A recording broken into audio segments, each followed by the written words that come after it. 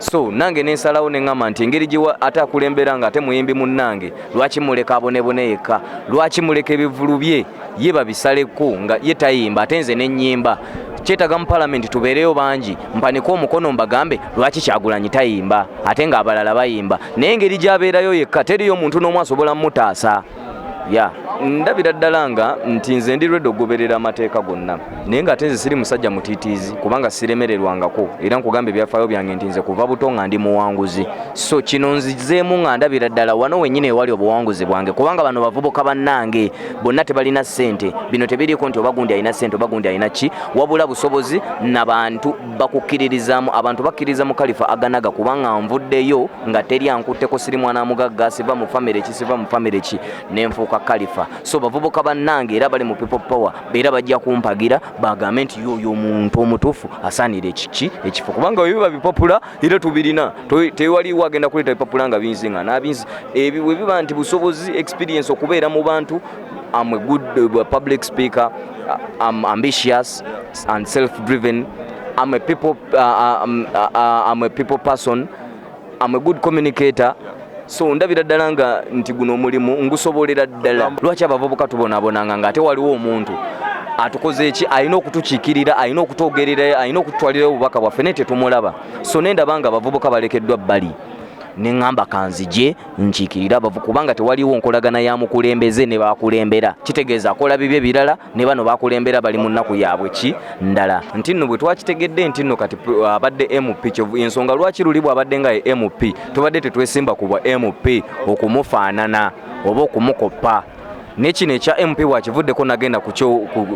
kyo bwa president naffe ne tugamba kakati buno obufoofofo buno bwatulekedde obutono naffe katubulyewo. Tekijja kugasa nga ye yekka president nga talinaako magye malala gamukola ki gamugoberera.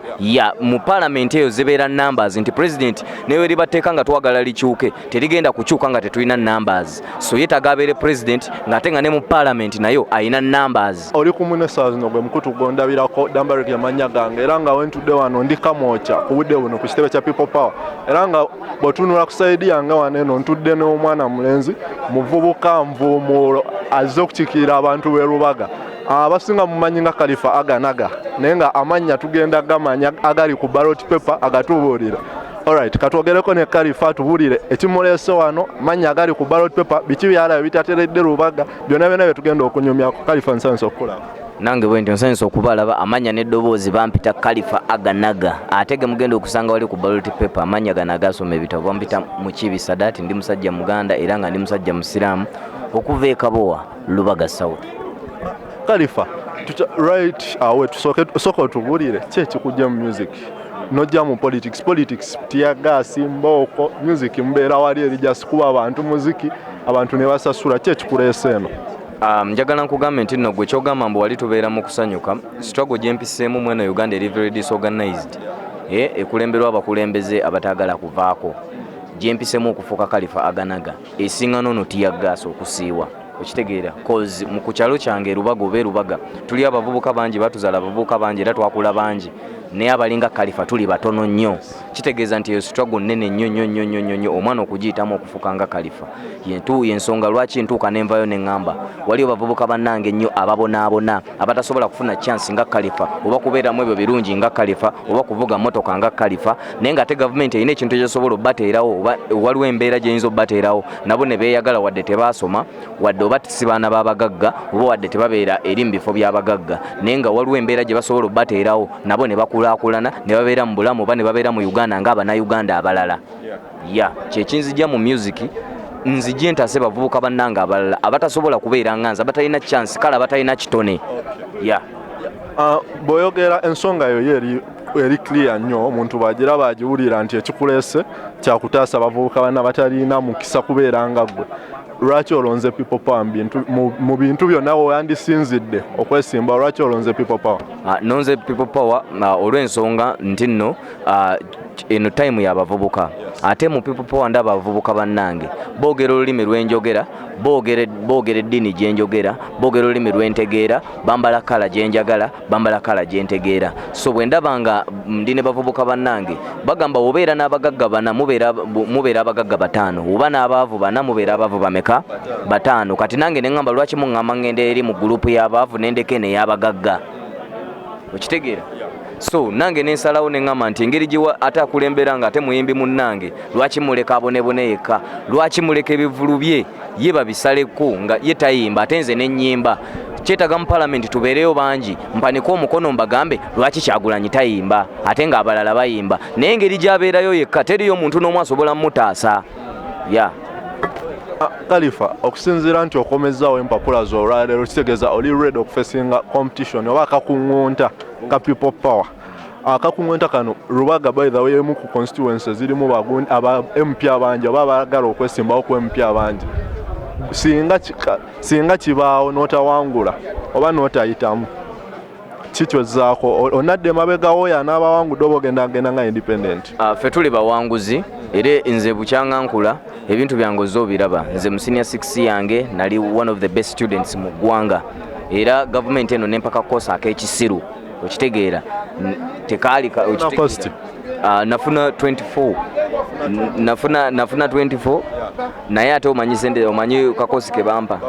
kakoosi kali awo kaali kambwa nnyo nenkava nako kwe kukavaako nze nekolera eyange private nakola music so kati ndabira ddala nga nti nze ndi ready okugoberera amateeka gonna naye nga ate nze siri musajja mutiitiizi kubanga siremererwangako era nkugamba ebyafaayo byange nti nze kuva buto nga ndi muwanguzi so kino nzizeemu nga ndabira ddala wano wennyini ewali obuwanguzi bwange kubanga bano bavubuka bannange bonna tebalina ssente bino tebiriiko nti oba gundi alina ssente oba gundi alina ki wabula busobozi n'abantu bakukkiririzaamu abantu bakkiriza mu Khalifa Aganaga kubanga nvuddeyo nga teri ankutteko siri mwana mugagga siva mu famire ki nenfuuka Khalifa so bavubuka bannange era bali mu people power beera bajja kumpagira bagambe nti yoyo omuntu omutuufu asaanira ekifo kubanga biba bipapula era tubirina tewaliwo agenda kuleeta bipapula nga binzinga n'abinzi ebyo bwe biba nti busobozi experience okubeera mu bantu I'm a good public speaker I'm ambitious and self-driven I'm a people person I'm a good communicator so ndabira ddala nga nti guno omulimu ngusobolera ddala oyina credentials zonna ezeetaagisa okubeera MP w'e Lubaga naddala w'omulembe guno ogw'abavubuka Lubaga MP aliyo kikyolaba nga takoze gwe kyogenda osookerako Lubaga MP aliyo ekisooka kyatakoze tewaliwo nkolagana wakati wa ye omukulembeze ne bakulembera sobola ogaapu nnene nnyo nti owulira mubaka tulina omuwanga obubaka obutuluma so tetumulaba oyo mubaka so nange nembeera eyo neŋŋamba lwaki abavubuka tubonaabonanga nga ate waliwo omuntu atukoze eki alina okutukiikirira alina okutwogerera alina okutwalira obubaka bwaffe naye tetumulaba so nendaba nga abavubuka balekeddwa bbali neŋŋamba kanzije nkiikirira kubanga tewaliwo nkolagana ya mukulembeze ne bakulembera kitegeeza akola bibye birala ne bano bakulembera bali mu nnaku yaabwe ki ndala okitegeera so nzize n'ekirala nzize okuyunitinga abannayuganda n'abaana b'e Lubaga n'abavubuka b'e Lubaga omukadde akonekitinge n'omuto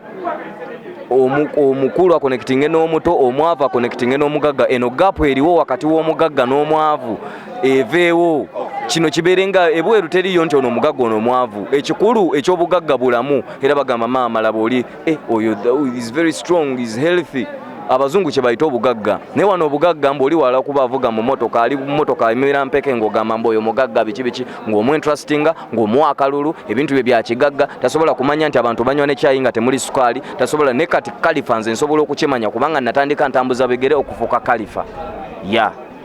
Alright. Khalifa Aganaga bwe tukyali naye essaawa zinena ndaba yonna gy'osinzidde Khalifa mu bigambo nga bibiri bisatu njagala otubuulire singa oba otuuse mu parliament kikyosookerako ekintu kyensookerako kye bayita servant leadership obukulembeze obw'obuweereza nti ngenda kuweereza abantu, ngenda kubeera savanti waabwe, ngenda beera mukozi. Ekintu kino kye bayita omukozi abeera muntu muzibu nnyo ewaka, yabeezaawo ennyumba, yayoza engoye, yafumba emmere, okitegera yaddukanya ebintu. So njagala mbeera oyo omukozi. Kyovulaba kano kalowoozo k'abakyala ababeewaka balina abasajja abafumbo nti omukozi kyovulaba bakola emirimu mingi nnyo, omukkiriza n'okuyingira mu kisenge kyo n'omusajja amubba n'amukola ki? Kati ffe tuli bakozi nti nno bwe mututrustinga ne mutukkiriza n'entebe y'owa pulezidenti eyo tugenda gitwala. Khalifa oyogedde ku ntebe ya president. People Power ng'ekisinde bateekawo Robert Kyagulanyi Ssentamu okubeera candidate waabwe kwa president. Khalifa oli ready okukuuma akalulu ka Kyagulanyi? Ndi ready okukakuuma kubanga ekisookerwako kye nakola bwe yatwencouraging ogenda okwewandiisa ofuna ndagamuntu nagenda n'engifuna, natwencouraging ogenda okwewandiisa ng'abalonzi era ndi mulonzi. Bwe nteekamu nini namba yange ndi voter weerubaga okitegeera. So akalulu nkalina, nganza omuntu akange ko ngenda kukamuwa, nganza omuntu ate era ngenda kukakuuma. Khalifa, okusinziira ku bigambo byo oyo nawe wagambidde nti nno Kyagulanyi ekisinga okutwala mu parliament owezimu ku nsonga oyagala genda kumuyambako mu backing singa abawanisa omukono abeere ng'alina amubaking emabega we nti nange Khalifa gye ngamba Kyagulanyi lwaki tayimba. Ate nga aba People Power bo bapushinga Kyagulanyi bamukulembeze, ndabanga gwavudde ku mulamwa gwe gumu gwe bali. Amba sivudde ku manti kyekyo kyegambye nti neera ye wabeera president fa babeera ababaka be abalwaneza entalo zakola ki zayagala. Nti nno bwe twakitegedde nti nno kati abadde MP ensonga lwaki luli bw'abadde nga ye MP tubadde tetwesimba ku bwa MP okumufaanana oba okumukoppa. Nekino ekya MP bwakivuddeko nagenda ku kyo bwa president naffe ne tugamba kakati buno obufoofofo buno bwatulekedde obutono naffe katubulyewo, tekijja kugasa nga ye yekaye president nga talinaako magye malala gamukola ki gamugoberera. Ya mu parliament eyo zibeera numbers nti president newe libateeka nga twagala likyuke terigenda kukyuka nga tetulina numbers. So ye tagabeere president ng'ate nga ne mu parliament nayo ayina numbers. Nga tumaliriza Khalifa, waliwo ebigambibwa nti akabonero ngatto ogenda kujja na ngatto oba njagala osooka otangaze kabonero ako then owe n'abawagizibwa abantu ababeera mu lubaga. Mpozi lubaga ki by the way nakyo kiclarifying nabo osaba akalulu ng'osinziira wano eno oba buli ebyoteeseteeso bakolera boyongere n'okumanya babadde batakumanyi. Ya nti ekindeetera okukozesa akabonero ngatto nti Khalifa aganaga bwe yalajja mu industry akabonero Khalifa ngatto twasinga kutegererako ngatto ngatto liringa linnya lya Khalifa terisobola kuva ku Khalifa. Yes, ne bwe nyingira politics ne bwe nzija wera Khalifa nsigala nti Khalifa era bw'omulaba bw'oti bagambirawo Khalifa engatto. So nti engatto eri part of Khalifa aganaga yonna gye mba ngenze mba nsobola okwega era nga bwe manga ndi mu People Power lunaku lwemba mbagambe nti nzigira mu People Power akabonero of course buli omu akamanyi ki saawa ate n'engatto sikiwante engatto balinagikkiriza. So kyevulaba nti ng'abasajja abagezi nga bwe gavumenti nze ndi ambitious ate nga ndi driven ate nga njagala nnyo okubeera buli kaseera situla ku kintu kimu sibeera comfortable natuuka nendaba nti bwe mba nga njagala okugenda mu kifo kiri nkoze nti abapoliticians abalala bakukola ki beegatta ku bibiina nenge ne ŋŋamba kibiina ki ekya ndi w'amaanyi kibiina ki eky'amaanyi kyemba neegattako sisobola kuba nga ndina w'amaanyi ate ne ngenda ku buli obubiina obuweddemu amaanyi. Okay, Khalifa tuzze tulaba abayimbi ab'enjawulo waliwo abakusookayo mu People Power naye bajja ne tubalabako ne babeerawo yes nga balaga bali mabega wa Kyagulanyi but after a while ne twaddamu bawulira nga bali ku sayidi eri. Kino kye kimu ku bireese encuku emitima gy'Abannayuganda oba ekitengo nti abayimbi tebakyaba beesiga nnyo mujja ne muwuguka ate ne mugenda ku ssente. So njagala okakasa abantu oba gwe twokola ebiri bye twalaba bali nga bakola tebiddemu. Enjawulo eriwo nze n'abayimbi abo era wonna atugeraageranya nze ngenza okujja mu bino ng'already ndi am a successful man. Sitoma omulimu nina bad character promoting nze ku bayimbi n'enfuuka manager abwe ne bafuuka bakabi nsobola okukwata industry ya Uganda n'endeeta omuyimbi yenna gwe njagala nina obusobozi bwonna. So ensonga lwaki nasooka ng'omuntu omukulu n'ensooka neetegereza nendaba abensobeze bakola nti bajja ne bapapanga ekintu eddiini tennabakola ki tennabayingira naye nze for a long time eddiini nga nzija njiwulira okumala ebbanga nenjiwulira naye nzija ku last minute nga ate bo badduka dda bo gye badduka ate nze gye nkola ki nga bo abandi nfudde nange oba omulyake oba atali mwesigwa nandibaddemu abo. So nange neŋŋamba kanenda abo ab'emitima eminafu badduke ffe abasajja abatuufu era nga Khalifa nze mbadde nga mundaba nwana entalo nga tosobola nakutegeera nti oba nze ndi eno oba nzize ne wano oba nga saatudde so kubanga ekyokuwagira Bobi Wine oli muganda wange tuva mu family emu ffenna tuli bayimbi n'emyaka gye tulimu gye gitya kirabika na bubi nnyo nze Khalifa okulaba nga ndi ku jjajja wange mbu gwe ntambula naye tunyumya mboozi ki so ebyo byonna bibadde abo banafu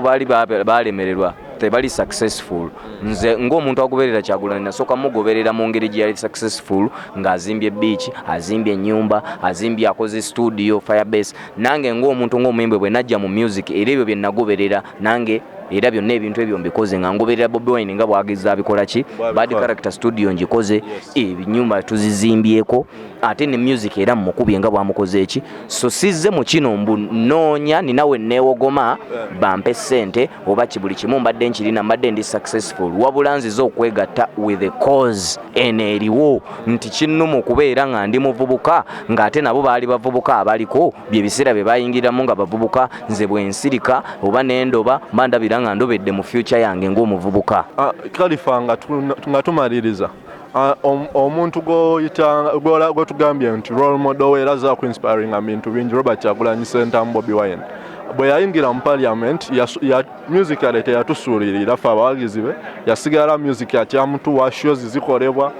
Khalifa bw'ogenda mu parliament music waaliwa kuba tulina waliwo abakwagala nga Khalifa wagenda mu parliament banaye tuyinza obutaddamu kuwulira ku Bad Character Records tuyinza obutaddamu kuwulira ku Khalifa no yeye ensonga lwaki nakola Bad Character Records nga maze okukitegeera nti nja kubeera omukulembeze one time nenkola studio gyesobola kuddamu kusabiriza muntu mbu kandikodinga eyakayimba oba sina sente ze recordinga music nenkola studio esobola okugyayo abayimbi atali Khalifa wabula abayimbi abalala nti newe mba siriiwo emijiji gya Khalifa gyo gibaayeyo nga gyo gikola ssente so ensonga lwaki nakola already studio nti ngenda kubeera mu politics nga woolaba oli bwava mu bwalo yanajja naye nayingira waki nga bwolaba dokita bwe yava mu bwa dokita n'ayingira mu politics nange bwentu tewali musango gwe mbanzizizza omuyimbi okukwata omulimu gw'obuyimbi n'agwongerako okuweereza eggwanga nga MP. Khalifa nkusaba osiibula babadde batulaba mu bigambo nga 2-3 okakase n'abantu b'e Rubaga tuwulire ne Rubaga kikuba Rubaga ngazi. Okay, bafaani bange amanya n'eddoboozi bampita Khalifa Aganaga mwe n'abandaba eyo abawagizi bange mbategeeza nga mbagamba yenze omusajja ali equipped ali ambitious, ali self-driven, a good communicator, a natural leader, era nga ndi ready okukola n'abantu okuyunitinga bannayuganda bannange oba n'abavubuka bannange e Rubaga nzize okubeera eddoboozi eryo eribadde litawulirwa mu parliament nzize okugjawo ekizibu ekyo kibadde kitusibyeko obuzibu eky'abavubuka obutaba na mirimu kubanga nganze kennyini Khalifa Aganaga nkulidde ekabowa mmanyi buli kimu ekibaddeyo nkuze nsomye naye omulimu saagufuna namaliriza nfuuse muyimbi bino bye bayita ebyekiyaaye ne famire yange mu kusooka teyanjagaliza byakuyimba nga bamanyi twonoonese olwo mpedde bino ebyokuyimba bino ebyekiyaaye binyambye okufuuka omuntu omutuufu naye bavubuka bannange bangi nnyo abali ekabowa tebasobola kufuna chance nze gye nafuna kubeera successful kuba sinti buli omu alina ekitone so nzize okubeera eddoboozi lyammwe mbakiikirire mbeere omubaka wammwe nteme empenda nga ndi wamu ne Honorable